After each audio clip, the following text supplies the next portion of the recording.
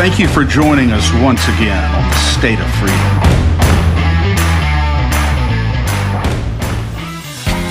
The State of Freedom is a listener-supported podcast. We're committed to pursuing the truth about policymaking, regulatory actions, and political maneuvers in Louisiana and at the national level that stand to impact your freedoms. Please support the State of Freedom by becoming a monthly supporter or member of the Warrior Circle, or by advertising your business, your nonprofit, or your event with us. Go to freedomstate.us. We are bypassing the mainstream media cartel and the establishment political parties in Louisiana and coming directly to you, spreading the uncensored voice of freedom across Louisiana and beyond. Tigerland Properties, these are licensed professional realtors in Louisiana, commercial, residential, investments, whatever you choose to do. These people, whether you're buying, whether you're selling, whether you want to invest, these people are the best in the business. They really are. Tigerland Properties, mainly they work in the boot area of Louisiana, down in South Louisiana, but truly you could not be in better hands if you're buying or selling commercial, residential, or investing than Tigerland Properties. I encourage you to call them 225-320-3004. You'll want to make sure you're in good hands with commercial, residential, real estate, or investment. And they are the best. Well, we are in the final stretch of the Louisiana legislative session, and right now, behind the scenes, lawmakers are making a fast and furious push toward the finish line. There are bills that are being shoved through about redistricting, about property rights, about health, and things that will impact your health, your parental rights, and your personal liberties. And we are going to lay it all out here for you this morning. Welcome to the State of Freedom, everybody, where we are grounded in faith in the Constitution, and we're committed to giving voice to the truth, living with courage, and taking action. It's Tuesday, May 26th. It's 8 a.m. Central, and we are so happy that this is the last Tuesday of the legislative session. Get off of this stream and do a little dance. Super, super thrilled to see the back end of this legislative session, like no back end of any legislative session It's been a good I've fight. ever seen It's before. been a good fight, and it's not over yet. It's been Oh a good my fight, and it's not gosh. over yet. Oh man, I'm Danielle Walker, and I am joined by my friend and co-host who has been a relentless warrior and the watchdog in chief of Louisiana Citizen Advocacy Group, Chris Alexander. Welcome, Chris. Good morning. Good morning, Danielle. Thank you. And I just have to say, I call you the watchdog in chief, but there are plenty of watchdogs out there who do great informant work. And I just want to give a shout out to all of those who are in the chat and who are watching this now or later, who are our co-watchdogs. We just appreciate you so much. There is no way that one watchdog alone could do this. Danielle, it's so important that you just said what you said. You have no idea the kind of inside information that I get from legislators, from citizens who talk about things that are going on, and without it, there's just no way we could do what we do. There's just no way. But many eyes is always better than only two. That's right. And we are coming to y'all live, as always, on Voice of the People USA TV and radio network on Rumble, X, YouTube, and Facebook. If you're on Facebook, send us some stars. It is helping us out. We are going gangbusters on Facebook, y'all. So please keep sharing, keep liking, keep commenting, because y'all are bringing great information to us. And of course, on X, YouTube, Rumble, wherever you are, just give us the thumbs up and share this with your friends. You know, you can always catch us later in the day on audio-only platforms, at Amazon. I don't know, Amazon Music, I think it's called, Deezer, Apple Podcasts, Spotify, wherever you listen to podcasts, we're most probably there. iHeartRadio. We're roaring across Louisiana, Danielle, like a hurricane right now, and we are quenching the thirst for truth that people in this state have had for so long, that really only we are satisfying. And I say that without the slightest degree of hubris. It's just a fact. We're spreading the truth, and I'm happy to be doing it. We are spreading the truth. And let me spread some other truth before we get into the political truth, Chris. How about the scripture of the day this Absolutely. morning? And I just want to encourage you, if you are in a position right now to just stop what you're doing and listen, please try and do that. I just feel like this will be a big blessing to you this morning. It has been a blessing to me to sit with the Lord and get this word from Him for us. And look, if you're driving or working, whatever, keep doing what you're doing. But I think this is going to be a blessing. So it's First Timothy chapter 2, verse 5, and it says, "For God is one, and there is one mediator between God and the sons of men, the true man, Jesus, the anointed one." And I sat with the Lord, and I was like, Lord, what's in there for us this morning? And I just felt like this scripture is a profound reminder that no religious institution, no religious figure, no religious practice or requirement stands between us and God. Jesus removed all of that through his victory over sin and death. And I want to draw on two important passages from John 14 to build on this. The first is verse 6, and it says, "Jesus explained, 'I am the way, the truth, and the life. No one comes next to the Father except through union with me. To know me is to know my Father too.'" So this passage confirms that Jesus is the only way to get to God the Father. And the next verses that I want to bring out are verses 11 to 14, still in John chapter 14. It says, "Believe that I live as one with my Father, and that my Father lives as one with me, or at least believe because of the mighty miracles I have done. I tell you this timeless truth. The person who follows me in faith, believing in me, will do the same mighty miracles that I do, even greater miracles than these, because I go to be with my Father. For I will do whatever you ask me to do when you ask me in my name. And that is how the Son will show what the Father is really like and bring glory to him. Ask me anything in my name, and I will do it for you." And these verses confirm that Jesus is with the Father, advocating on our behalf as the only mediator we need. And he's actively advocating for our success and all that we bring to him. And just one final point on this: Jesus, our mediator, is not one who stands in between us and the Father as a blocker. John 10, verses 9 and 10, Jesus tells us that he's the doorway to the Father, and he's come to give us abundant life. So Jesus, the one who is full of love for us, the one who sacrificed everything for us, is advocating for us, working miracles through us, and speaking to us directly through Holy Spirit who lives within us, is the only mediator between us and God. And this mediator is for us. He's not against us.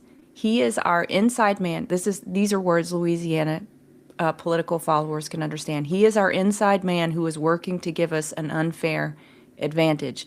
And all that he requires is that we're in right relationship with him and living in purity. And if you're not sure how to be in right relationship with him, just tell him that you want to be, and he'll lead you and tell you what to do. That's really, really, really good stuff. Really good stuff this morning, Danielle. I have personally spent a good bit of time in my life trying to distinguish between, you know, God's view of me and the view that I have sort of projected onto him by authority figures and other early relationships in my life. Psychologically, I've sort of transposed psychologically those relationships on to God. And it has taken me a long time to separate that out. And the devil, quite frankly, has used it, has tried to use it as a way to cause me to feel despair and discouragement and hopelessness. Yeah. But it's what you're saying is very, very true. And it's worth the constant reminder that the authority that we serve and worship is for us, promotes us, supports us, and loves us unconditionally.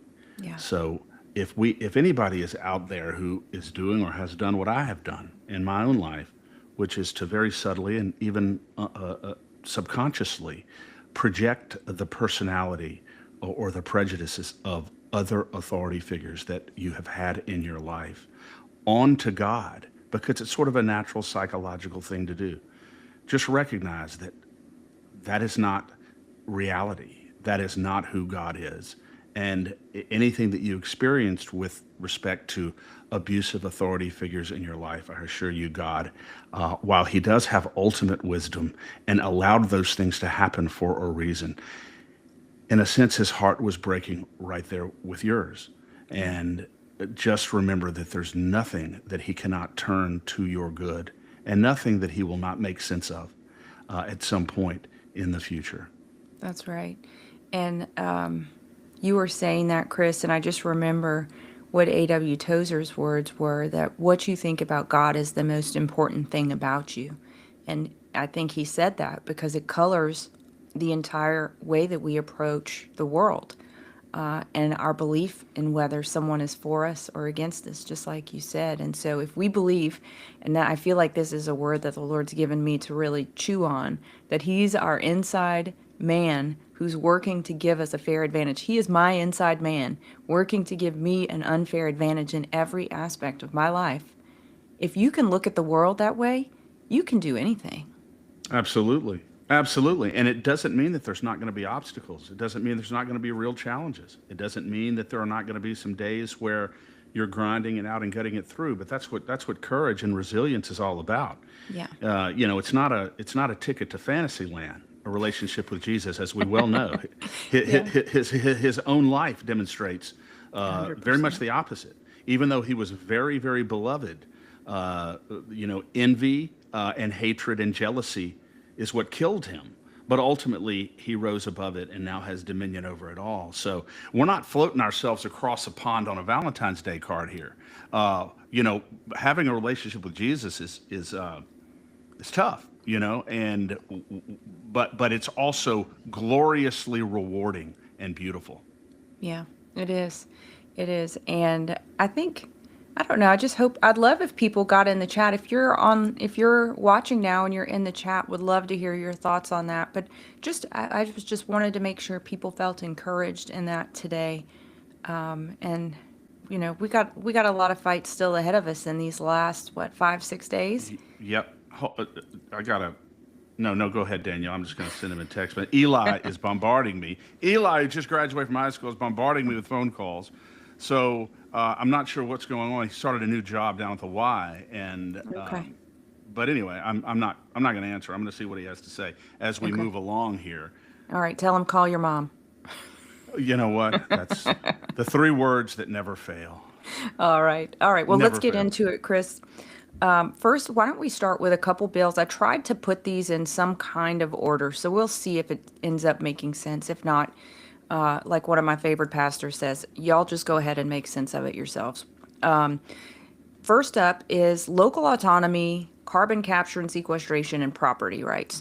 So there's a bill that I believe is it's pending the Legislative Bureau, so it could be back up for final vote anytime now, or maybe it actually has passed. Chris, you'll just have to tell me. You just have to fix whatever I just said. But House Bill Yeah. 595 by Representative Jacob Landry, this is his bill that basically gives the state government complete supremacy over local governments when it comes to permitting for any projects related to the state natural resources. Actually, it's been voted on in both chambers. It passed both chambers almost unanimously. And I just want to give a huge shout out, Chris, to the one representative who stood up and said no to this, and that was Representative Robbie Carter.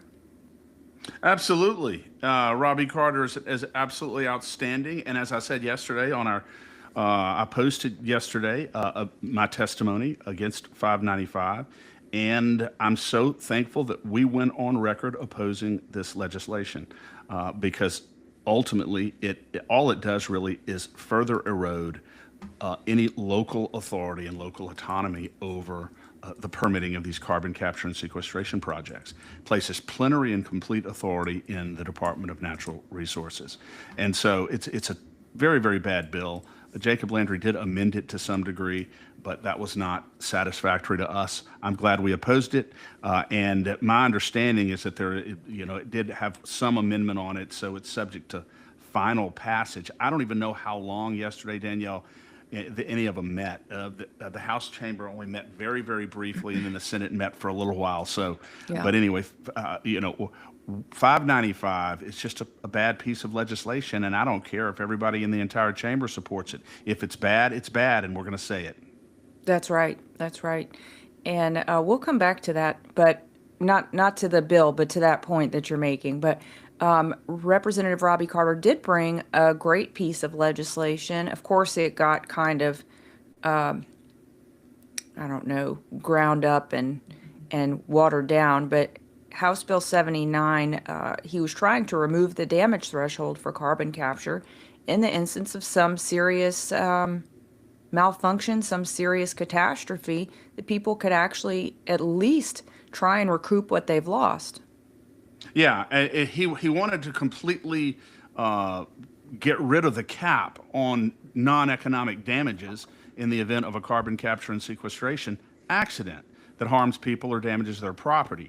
Now, there is no cap on economic damages, Danielle, that you can quantify, like lost Okay. wages or specific economic damages to your property. Non-economic damages are damages related to your emotional distress, Okay. psychological harm, loss of enjoyment of life, emotional damages related to your physical injury. There's a cap that has been returned on that. I don't know exactly what that cap is now. I think it's slightly higher than it was before, but the whole purpose of the bill was to remove any and all caps from recovery for these types of damages. And in Senate committee, they moved to amend it, and now there is a cap that has been returned to the bill. And I don't know exactly what the cap is, but it's not very satisfactory. Maybe $250,000 per person, but I think it really does add insult to injury. So you stand in the way, you blockade every single effort, every single measure to provide some degree of protection for property owners and landowners and Louisiana families from what is an absolute taxpayer-funded, subsidized menace. And you blockade every effort. And then to add insult to injury, you're going to cap by statute the damages that a person can recover in the event of an accident or injury. I think it's just reprehensible. Yeah, it feels like the legislature has closed ranks around carbon capture and sequestration companies in order to protect them from anything. It's someone posted on a Facebook post that we made not too long ago that this feels exactly like the way that the feds have protected big pharma when it comes to vaccines. It's just there's no liability. You can harm us in any way you want, and just go out there and exploit the land. Exactly. And bills that Beryl Amade has brought to try and repeal that, at least within certain circumstances in Louisiana, to make it where if you force someone to take a vaccine, employer forces someone to take a vaccine, and that vaccine damages them, absolutely you should be able to sue them for damages. It's unbelievable with regard to vaccines and immunizations that pharmaceutical companies have that degree of statutory protection. It's really obscene, Danielle, and it really is comparable to carbon capture and sequestration and the way the state and our legislature has closed ranks around that sordid industry. But as one legislator told me this morning, Danielle, it really is all about the money. And the only revision I would make to that statement, that adage, is it's all about our money. It's not even their money. Right. It's not even their money. Yeah, you're right, Chris. And there are two handfuls of really, really excellent legislators in the Louisiana legislature, and I don't want that to go unsaid. Oh, But absolutely. But the way that the legislature has protected industry and fought for industry in front of the people, on the backs of the people, while they run over the people, is absolutely reprehensible. It is reprehensible. And that is why every name, every vote, every stall, every absence is recorded not only for immediate political purposes, but for all posterity by the State of Freedom and by LaCag, and publicized very, very broadly. So at a minimum, voters will have the opportunity to make a different choice. They can still make their own choices in the legislature, Danielle, and do what they ever want to do. But I'll tell you right now, the days are gone where those actions are going to remain in the dark. Those days are over. Yeah, they are over. And speaking of things that are over, House Bill 284 by Representative John Weibel, his bill that was using blighted property as a smokescreen to allow local municipalities and parishes to just take property at whim. That A one is huge, dead on hard arrival, fought. huh? Well, it's not Huge, dead on hard arrival, fought. but it's dead now. It's dead now. It was dead after several hard fights after arrival. Yeah, And now exactly. it is dead, and it's a huge victory, a huge hard-fought victory, because, Danielle, it basically would have eviscerated due process, private property rights with regard to due process at the altar of improving blight. And we've talked about 284 a lot. The bottom line is it was an absolutely horrible bill that really circumvented the most basic constitutional protections of private property, and it's gone. I've received official word that it is over now. I don't even think if it were to be voted on and passed in the House now, Danielle, I don't think there are any more Senate committees, right? So I think it's over. I haven't checked this morning, but as of yesterday, there were not any meetings, any committee meetings scheduled in the Senate. Yeah. And Chris, I just want to underscore for this, if this bill was really about blight, there were many opportunities and many suggestions for making amendments that could have changed this and positioned this differently to really address blight. But since there was an unwillingness and a strong intractableness toward change with amendments, it's died in a watery grave. I'm going to always associate Danielle Weibel, and I'm not saying that he can't still do some good things in the legislature, but my inescapable association with Weibel will always be HB 284, because I was just startled at the obvious degree to which it was brought by on behalf of local governments, and the extent to which the bill really tried to make it appear as though private property owners' due process rights were being honored, when in fact the obvious purpose was to be able to dishonor those rights and make it look like they were honoring them. And so I'm so thankful that it's done. A big win. HB 284 is done. And Chris, I want to make one other point on that. There's a contrast that we can draw with, I believe it was Representative Denise Marcel's bill, where she brought a bill that was going to try to address blight. And we had some big problems with that. We thought that it was basically positioning blighted properties for corruption by local officials, where they could buy it and then just sell it at whatever price they wanted to whoever they wanted without a local auction. But she fixed that bill. The concerns were addressed, and she amended that bill, and it moved forward. So I just want to draw a contrast here. I just want to say that the Democrat who brought a blight bill was willing to amend her bill. Just keep that in mind, folks. Absolutely. Whereas 284 was a very thinly veiled effort to expropriate private property and then resell it to private developers. That's basically what it was going on. And they were also, well, we've got a constitution that we've got to get through here.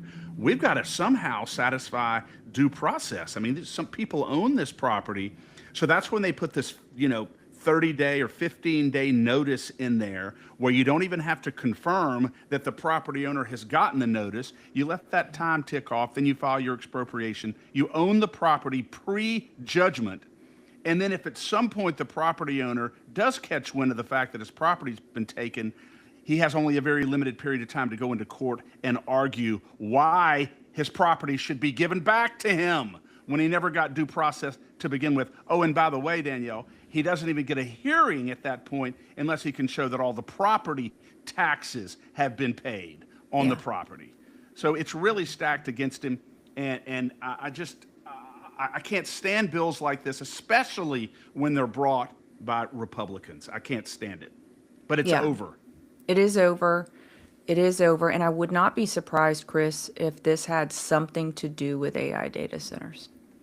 By the way, how could it not have something to do with AI data centers? By the way, Danielle, the bill was ultimately amended, I think, and the threshold, if I'm not mistaken, was either 15,000 or less people. It would only apply to rural communities with, I think it ended up being about 15,000 population or less. I don't know, and look, I may be wrong, and people who live in small rural communities throughout Louisiana, I'd like to know if you have a major blight problem in small rural communities throughout Louisiana. And maybe you do. Maybe you do have a blight problem that justifies legislation like this.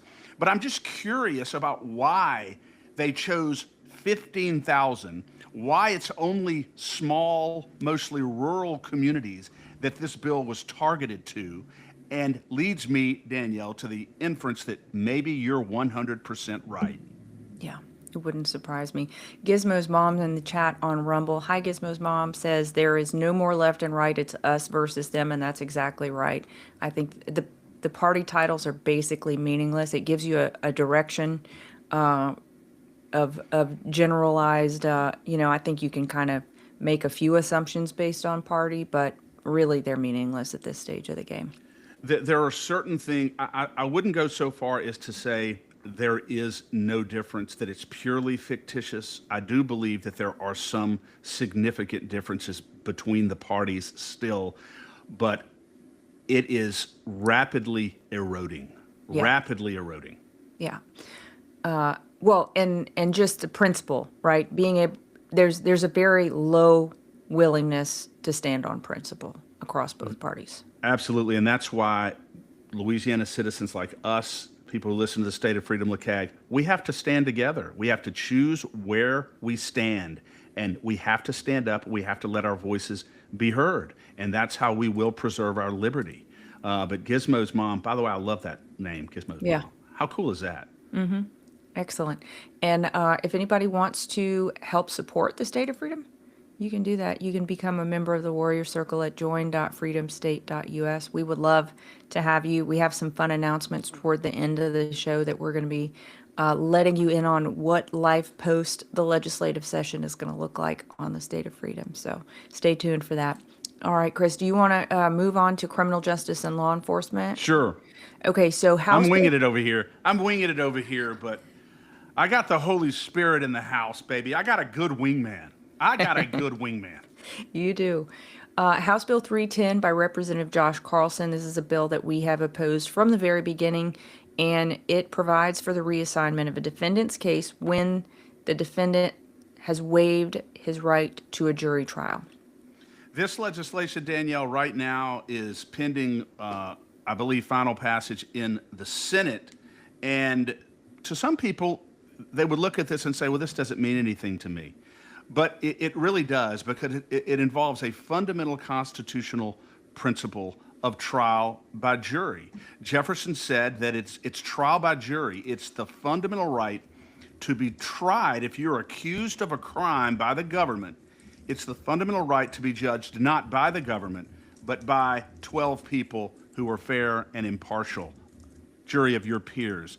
That is a fundamental right that goes only to the defendant. It exists strictly for the defendant to guard against corrupt or overzealous prosecutors or judges, to guard against a corrupt government. It's the defendant's right. So if the right to trial by jury is fundamentally the defendant's, the right to waive that trial by jury and opt to have a judge trial only for any number of reasons that I can think of also belongs exclusively to the defendant. And there should be no extraneous conditions imposed upon a defendant if he chooses to waive his right to trial by jury. Where in the Constitution does it authorize a random reallotment of a criminal case just because a defendant chooses to waive his fundamental right to trial by jury? Oh, and they come back and say, oh, well, the feds do it. The feds do it. Well, hell, the feds do a lot of things. We have our own Constitution. We don't have to do what the feds do. Where is it in the Constitution? It's not there. And so I think as a matter of fundamental precedent and principle, it is dangerous when you start attaching conditions or allowing the government to control the exercise or the waiver of a fundamental right that inures strictly and solely to a defendant. That's why I think this is a bad bill. And that's why I think it should fail. And that's why I think if it does pass in the Senate, I think ultimately it's going to come back to haunt us. Yeah, it will. And I 100% agree with you. I can't stand it when people say, well, that's what the federal government does. How much what the federal government does has been a great role model for us in the last 5-10 years. Please. Exactly. So well said. So well said. Oh, but Danielle, remember, you can always look for any legislation. If you're looking for precedent, you can always either do one of two things, which will just ex-cathedra, close the case, seal the deal, it's over. But that's the way the feds do it. Or alternatively, and this is always in the quiver, that's the way they do it in New Orleans. Right. I knew exactly where you were going with that one. Okay, and just to round this one out, it is subject to call for Senate final passage today, so it may make it through today. We shall see. The next bill up is one that you have been a strong supporter of, Chris, along with a number of others. Senate Bill 215 by Senator Patrick McMath. This is his bill that would give the grounds for post-conviction relief for the inmates who were convicted by a non-unanimous jury before, I believe, the Supreme Court said that was unconstitutional. And so there were some people who got caught in that purgatory of they were convicted before that ruling came down. Right. They were convicted before the Louisiana Supreme Court declared verdicts that were rendered by less than unanimous, less than 12, in capital cases. And those are cases where you can either be subject to the death penalty or you will spend the rest of your life in prison with no opportunity to get out. In those cases, the Constitution requires that a jury unanimously determine your guilt. You can't have one or two sitting there who've looked at everything and said, no, I do not believe this person is guilty. That is enough to ensure that someone is not stripped of their freedom or killed. And I think it's important. We were an outlier before that constitutional amendment. I think there was one other state that allowed these types of verdicts with less unanimous jury. But now we're on board with the overwhelming majority of states. But the question was, Danielle, what do you do with the 1,500 or so defendants who were convicted with less than a unanimous jury before that was declared unconstitutional? And Patrick McMath's bill is designed to create a mechanism to review those cases and determine whether or not there was an injustice visited upon those defendants. And in many of those cases, there was not. But as a matter of fairness, as a matter of fundamental due process, you've got to go back and look at those cases. Because if even one or two or five of those defendants is sitting in prison for the rest of their lives who is in fact innocent, then it's absolutely essential that those cases be reviewed. And that's the way that I look at it. Yeah, I do as well. Chris. Okay, House Bill 1038 by Representative Chad Boyer. This was a bill that kind of came on your radar screen kind of close to the last minute, but it basically subjects a city marshal to the whims of the parish council, if I'm not mistaken, Chris. You can clean that up for me. That's exactly right. John Tubes called me one day and said, Chris, I don't know if you've seen this or not, but it's House Bill 1038. And he told me about basically what it was. And then I realized that you and I had in our review of God knows how many bills, that's not one that came up on our screen because it looked like, it just didn't look on the surface of it. It didn't look like something that was particularly compelling or consequential. But John Tubes called me and asked me to look at it. I looked at it more closely. He told me what it was doing. And that's when we realized that this bill is born out of a local dispute between apparently Representative Fontenot and the local marshal in Thibodaux. I think it's Marshal Crooks. And it's just it's a local political squabble that they're having, a power struggle. And so in order to gain the upper hand, Fontenot and Boyer bring this bill to basically dismantle the authority of every rural city marshal in the state of Louisiana with regard to who they can commission as a law enforcement officer, with regard to their hiring and firing, with their regard to their arrest authority. And I'm looking at this saying, what is the problem? Is there a major problem with how administrative problem, supervisory problem with the rural marshals in the state of Louisiana, that you want to come in here and pass a bill that truncates the authority of every rural city marshal in Louisiana and gives that authority to a local council, another layer of bureaucracy that they have to go beg before they can do their job? I was like, this is absolutely unbelievable that this would even be in the legislature. And so we continue to oppose this because the internal squabbles in Thibodaux do not concern every city marshal in the state of Louisiana. Solve your own problems. Handle your business there. Work it out. But I know, Danielle, the ultimate reason why this bill is brought is because Marshal Crooks in Thibodaux is very popular with the citizens of Thibodaux. He's doing a great job. He's a very impressive marshal. And I think these legislators know that they would never get any relief. They would never get what they want if they tried to pursue this locally, precisely because the marshal is doing a very good job. So they're going to try to do an end run and come to the legislature and get some sweeping bill passed that affects every marshal in the state of Louisiana.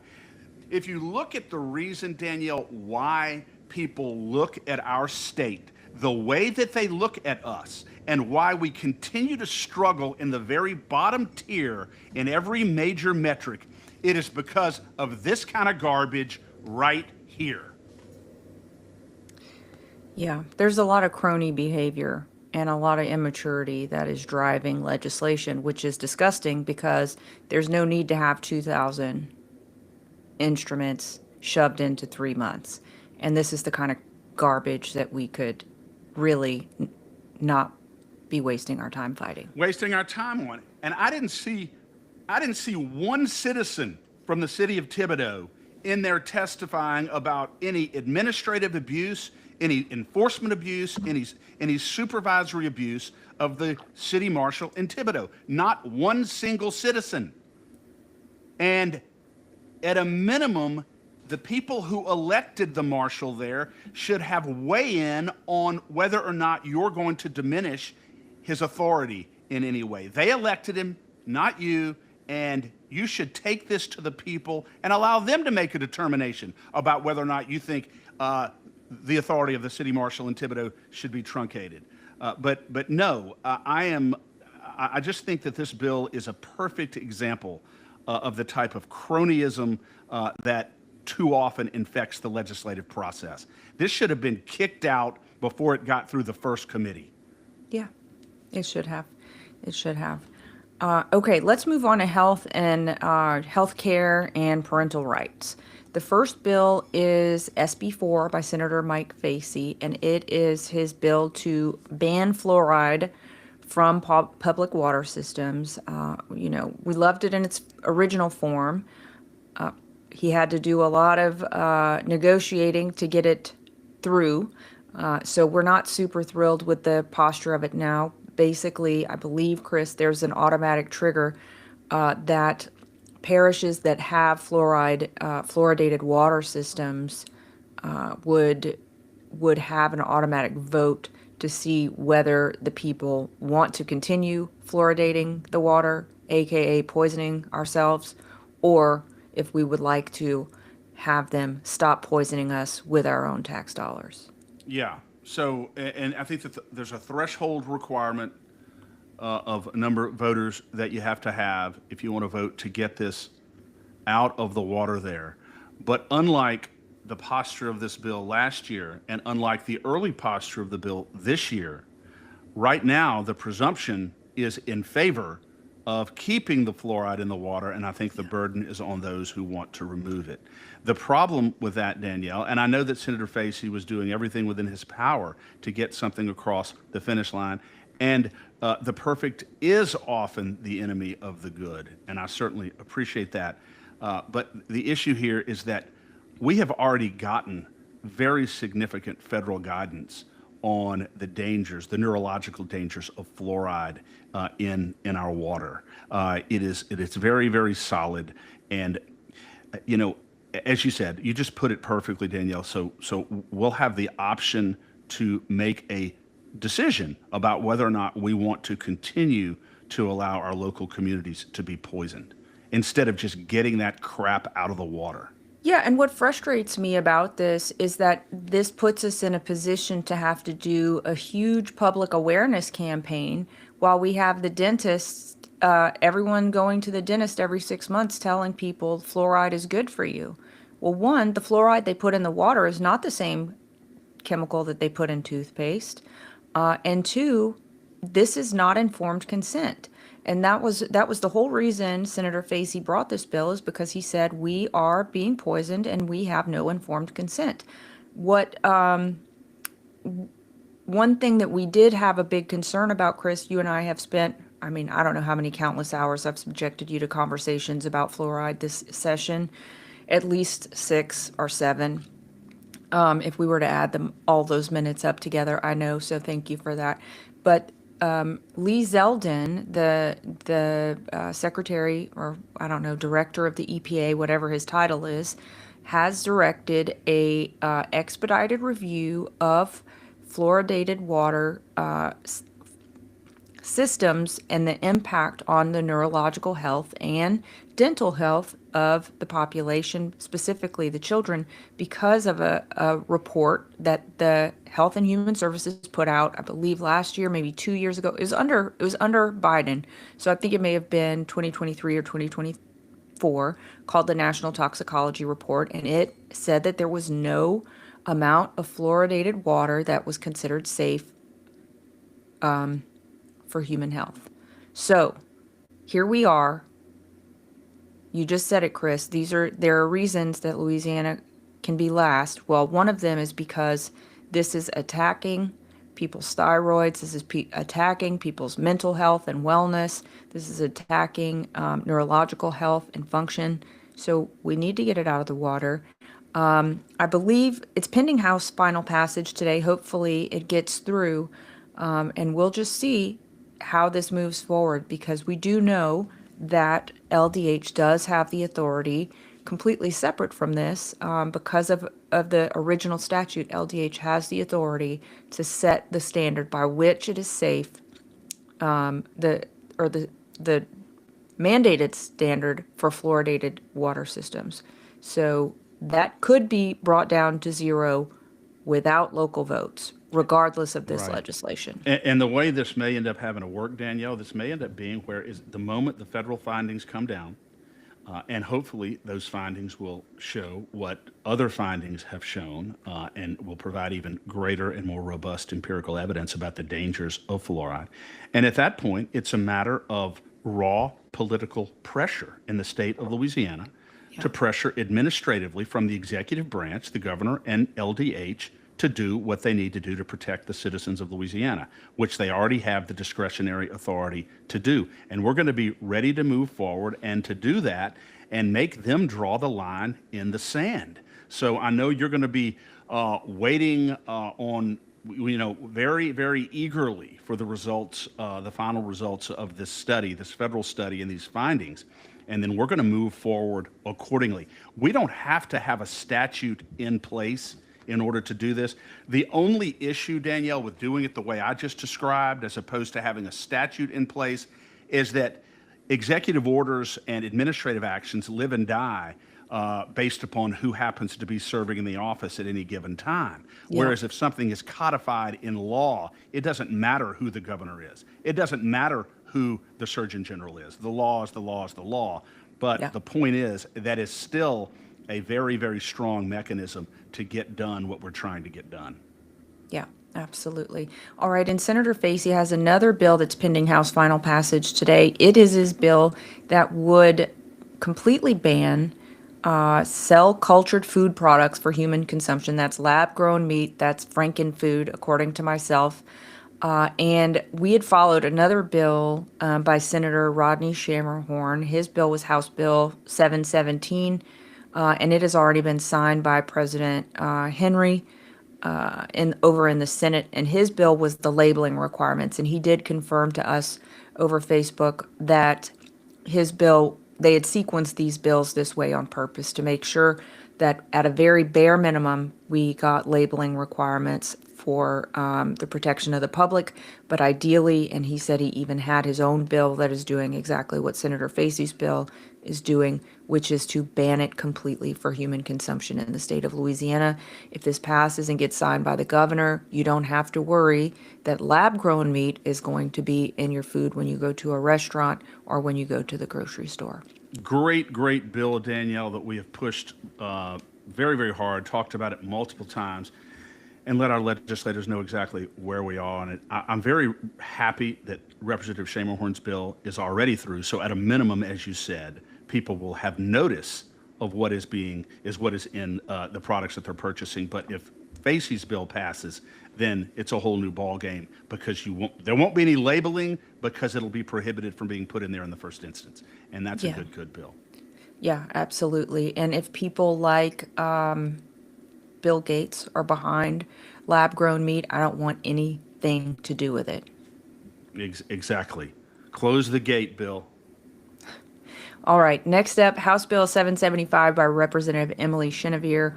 This is her bill that we have been trying to see passed for 3 or 4 years now, Chris. It is reasserting parental rights over minors' medical procedures and the choices made for them to have medical procedures. It's pending Senate final passage, and it's scheduled to go today. I'm watching this vote like a hawk on the Senate floor. This bill unfortunately died last year in Senate Health and Welfare because there were not enough exceptions in the bill to a parent's or a guardian's right to know what is going on medically with their child. Some of the exceptions in the bill, Danielle, are absolutely appropriate exceptions. They're important because we don't live in an ideal world, and not every family scenario and situation is ideal. There are situations where kids are being menaced, unfortunately, and threatened and harmed by their own guardians. And so an automatic foolproof rule that no child under any circumstances can ever undergo any medical procedure or receive any kind of counseling unless their guardian or parent issues informed written consent does sweep too broadly. It does. You're a CASA worker, Danielle. I worked for CASA, court-appointed special advocates. You and I have seen some gruesome situations where the bill in its original form actually could work an injustice. Those exceptions have now been provided for, and it's still a very strong bill that will require, on balance, and most of the time, parents to have complete informed consent before their child can undergo any kind of medical procedure or counseling. It's a very good bill. Chenevert has worked very hard on it. And I will tell you, Danielle, I'm going to stand on my roof with a megaphone for a week straight. I don't care if I eat. I don't care if I drink. I don't even care if I have any damn clothes on. I'm going to be sitting there, and I will remember that. I'm going to be saying the name of every single Republican in the Senate who votes against this, every single one of them. And if it gets stalled and not called for a vote on the Senate floor, Cameron Henry, I know who's responsible for that, and I know Governor Landry, I know who's responsible for that. There's no reason why this shouldn't be passed and signed right now. Yeah, well said. I can't say anything else. I would encourage you to not do not necessarily take that approach. I think there may be some other options available to us for making those names known. You got to wear the suit that fits you, baby. All right. On to the theme of education and national security. Representative Beryl Amedee brought House Bill 690. This is her bill that would make it so that we could not buy education services or educational products from foreign adversaries. You would think we wouldn't need this kind of bill, Chris, but apparently we do. Yeah, and very, very no-brainer. And I think that it's really tailored to LA Gator, which is a newly funded education program in Louisiana. But really it applies across the board. It just prohibits one dime of taxpayer money going to contracts for services with any entity that is either an adversary of our state or country, or affiliated or aligned with a foreign adversary of our state or country. You're right, Danielle. It seems like a no-brainer. It seems like something that you wouldn't even have to think about, certainly not codify a prohibition in law. But that is the day and age in which we live, and Beryl Amedee has pushed this all the way to the finish line. It is a very simple bill, but it is hugely important given the climate in which we live, with the threats that our country, subtle and not so subtle, that we face. And Chris, just to be clear, so you said that you think this is targeted at LA Gator, meaning that this would be a kind of a regulation that would impact the private schools that people may choose to send their children to with taxpayer funding. Absolutely, absolutely. Whether it's private or public, not even a private school, if they are accepting taxpayer money, would be allowed to contract with any vendor or any service company related to any school supplies, anything related to school infrastructure, with a foreign adversary or any entity or vendor associated with a foreign adversary. And so this is something that it's just got to pass. Danielle, I really don't anticipate, we've said that before and we've been wrong, I really don't anticipate much pushback on this, certainly not at this point. Barbara Freiberg, however, I believe, voted against it in committee, and a few other Republicans. But I don't think it's going to be enough to defeat it, and I'll be happy when this is passed and signed. Yeah, we don't need our tax dollars paying for children to become comrades in arms. We don't need to be raising up little Marxists. I think, we're fighting trying to get rid of that garbage as it is. I think this is a great first swing at that, since we haven't gotten DEI out of everything yet. Yes. Danielle, part of the reason, I'm going to say this very, very briefly, part of the reason why our country and our state is in the position that it's in is precisely that these radical concepts, these very subtle anti-American concepts, pedagogical concepts, have been leaching into our education system for decades now. Yeah. And what does that produce? What type of citizen does that produce? It produces citizens, sadly enough, that have at minimum a skepticism about our Constitution, about our founding fathers, about the Declaration of Independence, and certainly do not have the kind of reverence and vigilant protective instinct over it that people had 100 years ago or 150 years ago. And it's unfortunate that I don't believe that we have the same level of intestinal fortitude among graduates of many of our institutions now with regard to loyalty to the Constitution, an understanding of the history of our country and how precious liberty and freedom are. We do not have the same level of appreciation for that, or the same sensitivity for encroachments against it that we had 100 years ago or so in this country. And that is a part of the reason why these steady encroachments upon our liberty and freedom have been allowed to occur.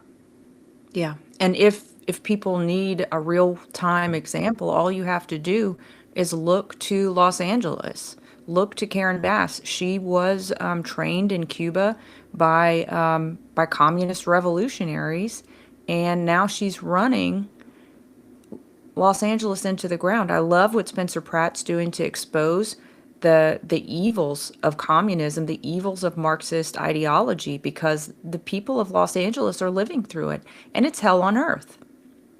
Absolutely, absolutely, and we have to have patriots who continue to speak up, continue to raise the alarm. And I've noticed, Danielle, that there are Paul Revere's. It looks like they're rising up all over the country. Every day I look and I read about people who are courageously speaking up for truth against an Yeah. institutionalized, weaponized federal and even state bureaucracy. And it gives me great, great hope. Yeah, it does. It does. And we've got many in our midst. So shout out to all the warriors listening now. Absolutely. Okay, shall we move on to constitutional matters? Sure. Okay, first up, Senate Bill 123 by Senator Jay Morris. This is, and Chris, I can't stand this bill. I know you hate this bill. There is one that's a constitutional amendment. There's a statute that accompanies it. And for some reason, Senator Jay Morris is bringing, and his was not the only one, I don't think. I think there were other bills that kind of were trying to accomplish the same thing.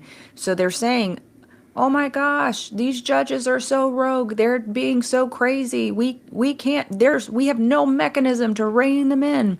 It's like they never even looked at the Constitution to find out that they're the ones who have the power to impeach.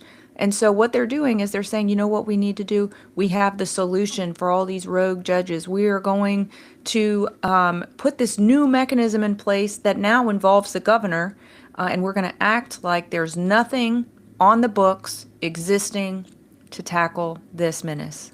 Yeah, and there are. And we agree that there are rogue judges. We agree that there are judges, particularly in certain concentrated areas in Louisiana, who aren't doing their job, who are chronically failing to enforce the law, chronically failing to vigorously enforce sentencing requirements in the state.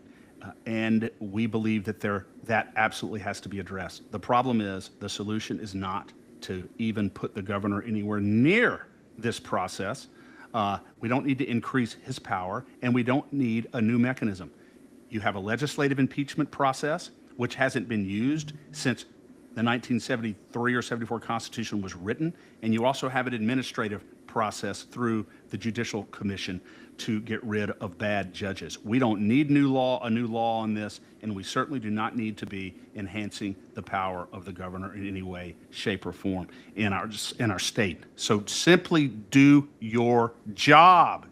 Exploit the mechanism that you have right now in place to handle this. Do your job. Yeah. And I equate this, Chris, as I was thinking about this bill and just kind of the steady way that the legislature seems to so readily hand over its authorities to the governor at every turn.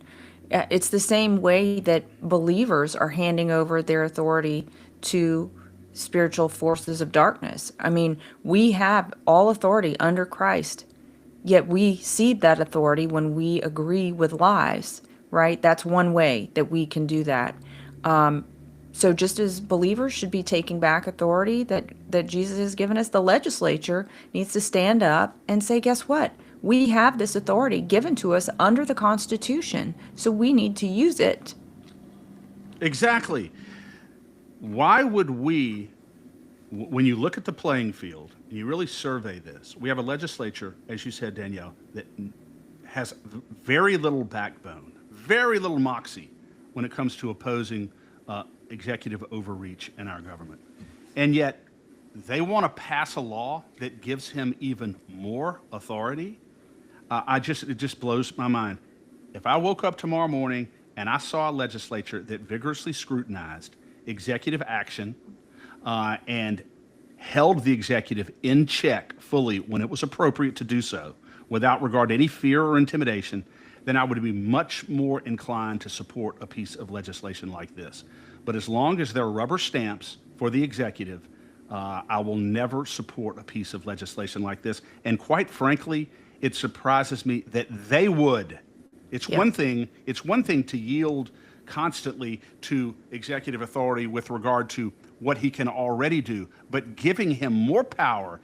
In other words, basically, you've been beating us with a bat, Governor, for 50 years, and we're going to give you it doesn't hurt bad enough. So we're going to give you a little bit bigger bat with a heavier end so you can make sure you can hit us even harder. That's basically what this is. Yeah. Yeah. All right. And Jay Morris has brought, bless his heart, quite a number of really ugly bills this session that we're not too impressed with. I think he's brought some that we'd like too, but I can't look. The ones that are horrible are the ones. Oh, look, it's I think it's I'm getting a phone call from, I believe, Julia Letlow's survey research company wanting to Hey, know. put him on speaker. No, they take too much time. All right, let's move on to another one of Jay Morris's bills, and this is definitely in the top two most hotly contested bills of the legislative session. This is the redistricting bill, and it has made it through, I believe, Chris, it made it all the way through the House committee, so it's pending the Legislative Bureau's review, and then it will go to the House floor. You said that it made it across in the same shape it left the Senate, so that would be with one majority-minority district. And whenever you say it's... Yeah. Sorry, go ahead. No, you're right. One majority minority, which, of course, they've changed their language now. One majority Democrat district. And so, in all likelihood, that would result in one majority minority congressional district. It has passed through. It was, severely attacked because obviously, the Legislative Black Caucus and the really more radical elements of the black community do not believe that it goes far enough.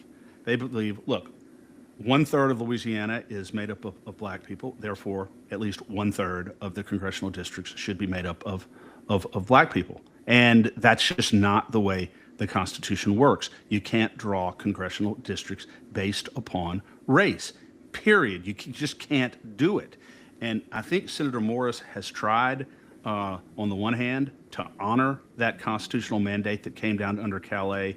But Paul Hurd says that even this bill, even SB 121, he believes involves a racial gerrymander that makes it very, very vulnerable. And I think that Morris included it in this bill because he has been subjected to withering criticism, death threats, just constant barrage of public attacks on him and on his family. And I think that he probably conceded for that reason. But as it stands now, Paul Hurd has said that if it passes in current form, even this bill will probably not survive constitutional scrutiny. And if it doesn't, Paul Hurd and his team, the Calais team, have already submitted a map to the federal court that they can order be used for the upcoming elections, and then allow the legislature to go in after that and once again try to fix this problem. But I think that Paul Hurd is trying to make sure that we don't have delayed elections or that we're not using a racially gerrymandered map anytime in the future. So he's locked and loaded, ready to go. And if the legislature does not do what it needs to do to make sure that SB 121 truly is constitutional, which in reality, Danielle, may end up resulting in what they call a 6-0 map, even though that's not the intention of it. You have to draw districts that are based on compactness, contiguousness, geographic consistency, all these factors that go into drawing a good map, and you can't violate the Constitution just to make sure that you have a racial minority district. You can't do it. That goes right back to the heart of Jim Crow, where they were discriminating against black people strictly because of their race. You don't want to use race at all in this process, and you can't, in fact, do it. And so hopefully there will be some amendments made to SB 121 to make it constitutional, and if not, I know that Paul Hurd is ready to go in federal court to remedy that very, very quickly. Yeah, and I just find the whole thing so ironic. First, I do want to just say, that I feel very badly for Senator Morris. He did not deserve the treatment that he got, and I don't think that any threats of violence or any threats on him or his family or any legislators for any reason are appropriate ever. So I just, we can disagree till the cows come home on policy and approach and any number of things, but that is not acceptable. The other thing I just want to mention, Chris, is that it's really coming down to a full circle moment because we remember that this got shoved, the original unconstitutional two racially gerrymandered districts map that was passed SB 8 in the special session in 2024. That bill was shoved down the throats of Louisiana citizens because Governor Landry and Attorney General Murrell said that Judge Dick was going to give us a map if we didn't do the map ourselves. So here we are, we're coming full circle. The legislature has done everything. We've gone to the Supreme Court, and here we go again. Look at that. We may be in a position where a federal court is going to give us our map. And if they put us through this again, and make us go through that humiliating process again, shame on them for doing it. Shame on them for doing it. One thing, Danielle, that did come out in these hearings, Governor Landry, Liz Murrell have said that they're now saying that they opposed SB 8, the 2024 bill that created this original racial gerrymander, that they opposed it from the beginning, they fought it from the beginning. What has been brought out in these committee hearings very, very clearly is that that is not true at all, that they supported it. In fact, Governor Landry orchestrated it. Our Attorney General defended it all the way up until it became obvious that the Supreme Court was about to put the dagger in the heart of that district, and that's when they began to reposition themselves and act as though they had always opposed that bill. Really flagrantly disingenuous. In fact, Representative Carter was up there, and he actually recited an interaction that he and other legislators had with the governor when SB 8 was pending, and he was saying, "Look, what are you doing? What are you trying to do? This, that, and the other." He goes, he was asking him about it, and Landry said, "Look, sorry, we have the votes. We have the votes," and that was it. So there's no doubt they supported it. There's no doubt we're in the position we're in because of our governor, and there's no doubt at this point that if they don't rectify the current problem with Senator Morris's current bill, we're going to be back in this situation again. Yeah. Well, we shall see, Chris. I'd really love to see there be some kind of constitutional amendment that says that if a government official continues to violate the Constitution and cause taxpayers money fighting them in court, that they will start to have to personally pay after the first one. That's what I'd like to see. Absolutely. In other words, there should, just like in court, if a lawyer brings a suit that is patently frivolous and burdens the judicial process and burdens judicial economy, takes up the court's time on a claim or a case that is just patently frivolous, well, there's a provision whereby the lawyer and the client can be subject to sanctions and penalties and fines. Why should that be any different for a piece of legislation that is obviously... It should actually be higher. It should actually be stronger because they're using our tax money against us. Exactly. So I think there should be a penalty in place for that. But that's what we're looking at. Okay. The last bill up, Chris, on our list for today is a bill that I have hated. I've gotten some flack for hating it on social media, and maybe we can talk through it, but it's Senate Bill 254 by Senator Beth Mizell, and this is her bill that would provide, that would basically mandate that retailers are not able to charge customers for the cost of swiping their debit card, which is they do have a fee associated with that. People have said, no, there's no fee associated with it. Yes, there is. Stripe, if you use a credit card or if you use a debit card with something like Stripe, there is a swipe per per swipe fee. Sorry. There's a percentage that gets taken off the top to the retailer, that the retailer has that to the pay. retailer has to pay. And so often you go into these places, they're usually smaller establishments, family owned. And I think about the seafood places I go to or the butcher I go to. They have a little sign at the register that says, we will charge a 3% or whatever percent it is if you use a card, regardless of the kind of card it is. And this is there's no charge if you bring cash.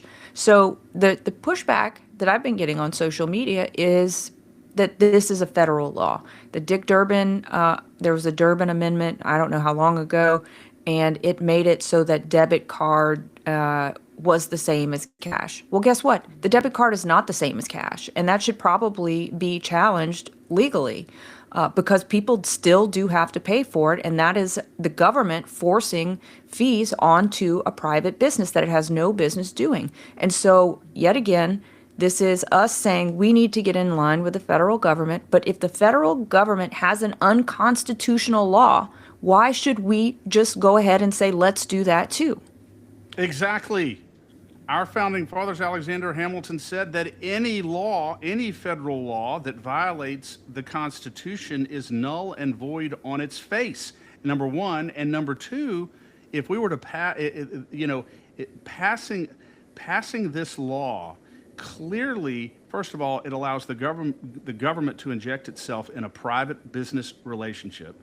Secondly, it's basically, as you said, Danielle, telling a retailer that they do not have a right to pass a basic cost of doing business off on to their customer.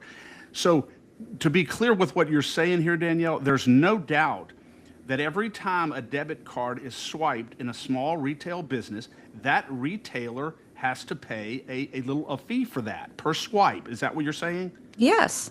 Okay.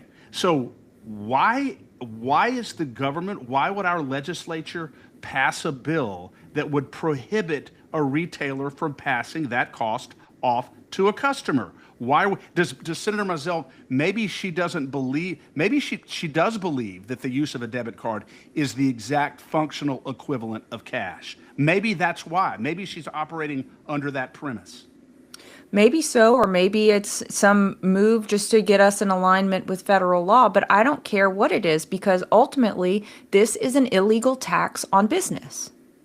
The way I look, absolutely, it's an illegal tax on business. And, so we are continuing to oppose this bill. Again, I think as a matter of record, it's not going to age well. And the final point I want to make here, Danielle, is that even though if this were to pass, it would be presumed constitutional, but it should be challenged. It should be challenged because there needs to be a judicial determination about whether or not even Durbin's bill is constitutional, or whether Mizell's bill satisfies the Constitution if it were to be passed and signed. It's a big, big issue, and I'm glad that we're standing on the side of small business here. Yeah, and this is the kind of bill that gets passed, but the small businesses that are the ones that are suffering from this don't have the funds to go and fight this in court. So I would love to see if someone like the Pelican Institute would stand up and fight for the small guy on this one, because this is pending House final passage. It's scheduled for today. Should it pass, I want to see it immediately challenged. Immediately challenged, and I can tell you there will be hundreds and hundreds of thousands of people in Louisiana, voters and citizens, who know exactly what our position is on this and exactly how people voted on this. And so probably your number 2 least favored bill, Danielle, will be scheduled for a vote maybe today. Yeah. All right. A couple of announcements, Chris. Starting Tuesday, I couldn't be happier about this. We will be back at our regular time, 10 a.m. Central. Thank goodness gracious. 8 a.m. comes real early whenever you're doing prep at 11 o'clock at night. So, folks, be ready to join us back at 10 a.m. Central. We are very happy to make that move back to our usual slot. And Warrior Wednesdays are going to have a new feature. We will have the ability to do call-ins for members of the Warrior Circle only. So that's going to be starting next Wednesday, 10 a.m. If you are not a Warrior Circle member, you will want to sign up so you can call in and ask us questions or be part of the conversation for a little while. We love to have you join us. So do that. We and do sign up because we need you to help us pay for this new feature. It is, and you can do that at join.freedomstate.us. And I guess my last announcement is just that tomorrow I'll have Praying Medic with me on For the Love of Freedom. That'll be at 10 a.m. Central because I never had the heart to move that one to to 8 a.m. during session. So anyway, anything from you, Chris?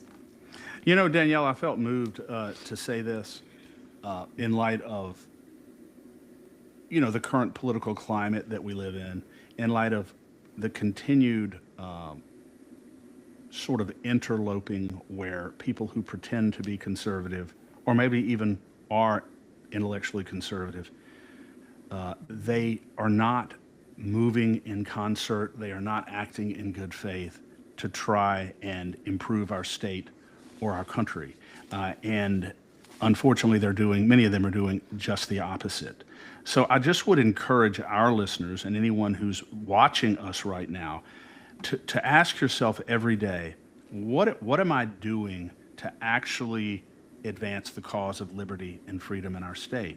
What am I doing that actually helps? Or am I confusing motion with progress? Or am I even actively, for whatever reason, doing things that undermine the good faith effort of other people? We'll have an eternity to look back on our lives, Danielle, and to account for how we used our time here. And I look around and I just see so many who seem to confuse motion with progress. You need to try to make a difference every day, do things that count, and avoid the trivial things that may satisfy the ego for a very short period of time, but ultimately are not satisfying and ultimately actually do damage to the body politic and to the process of returning our government to the people.